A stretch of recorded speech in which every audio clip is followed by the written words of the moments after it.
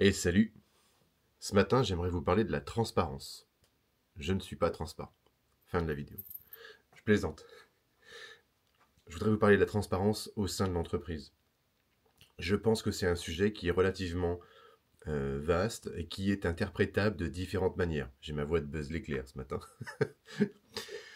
Euh, je vais commencer par exemple, les comptes bancaires. Les ou le compte bancaire, peu importe, hein. Alors, lorsqu'on a des salariés, il est d'éthique, ou plutôt, il est d'habitude dans une société que les comptes soient connus et vus par le patron, la patronne, et aussi par la secrétaire. Point.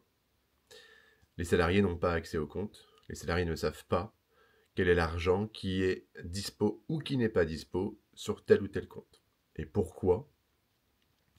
Parce que c'est plus facile de cacher des informations aux gens lorsque derrière on souhaite par la suite utiliser cet argent pour d'autres choses, sortir des gros dividendes, sortir des gros salaires ou acheter du matériel professionnel. L'argent, c'est un problème, l'argent a toujours été un problème, malheureusement on en a besoin dans notre société. Néanmoins, maintenant imaginez une société dans laquelle les salariés, alors n'ont pas le nez dessus tous les jours, mais peuvent avoir cette information parce qu'elle est communiquée au sein de l'entreprise. Elle est communiquée au niveau des contrats qu'on gagne, au niveau des factures qui sont réglées, qui sont payées, de la trésorerie qui rentre, et avec des points mensuels sur la situation de la structure. La boîte va bien, la boîte ne va pas bien, pourquoi, ceci, cela, etc. C'est quelque chose que j'ai mis en place depuis des années au sein du groupe et donc des différentes structures. Je communique énormément sur les comptes, sur l'argent que nous avons, sur l'État. Et donc je suis clairement un patron qui dit à ses salariés, plusieurs mois de suite s'il le faut, on va pas bien, on va bien. On a fait un mois de dingue, on a fait un mois de Et j'estime que c'est super important parce que comment voulez-vous que quelqu'un qui travaille dans une entreprise se sente concerné à un certain niveau s'il n'est pas en capacité de savoir quelle, euh, quelle richesse il dégage, il produit, et donc quelle est sa valeur ajoutée dans l'entreprise. Pour cela, pour moi, la transparence, elle va plus loin, elle passe par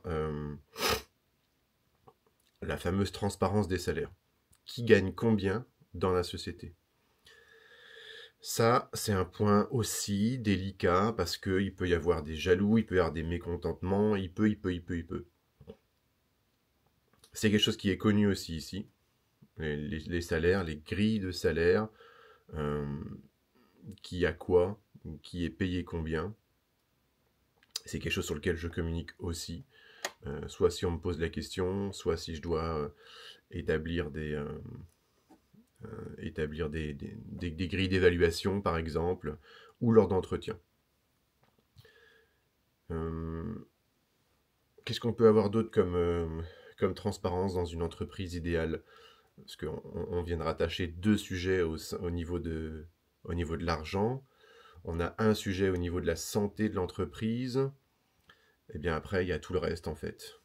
Il y a par exemple le patron ou la patronne qui peut aussi avoir besoin de dire qu'elle est fatiguée, qu'elle a une petite baisse de morale. Et ça aussi, baisser sa garde, c'est compliqué. On sait que nous, si on baisse notre garde, ça impacte nos équipes. En tout cas, il ne faut pas que ça dure très longtemps.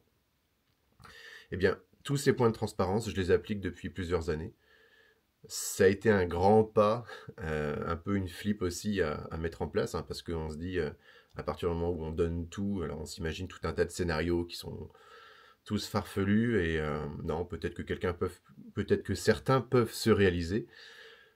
Pour moi, ça m'a juste amené une tranquillité au quotidien, de pouvoir parler de tous ces sujets sans me poser de questions, de pouvoir avoir sur mon poste de travail en grand les fiches de salaire des uns des autres, les grilles de rémunération, de pouvoir donner la main sur les logiciels de compta, de facturation, et dans tout ça, bah, je ne ferai que vous recommander de le faire. En fait, je n'ai pas aujourd'hui de point négatif à vous dire que la transparence au sein de l'entreprise est un problème.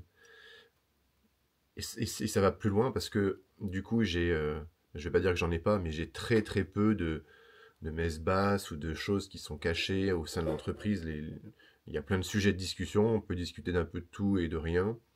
Ouais, c'est le monde des bisounours. Je sens bien que vous vous êtes fait la réflexion, mais parce que c'est un gros gros challenge de se dire, allez, à partir d'aujourd'hui, dans ma boîte, on joue la transparence.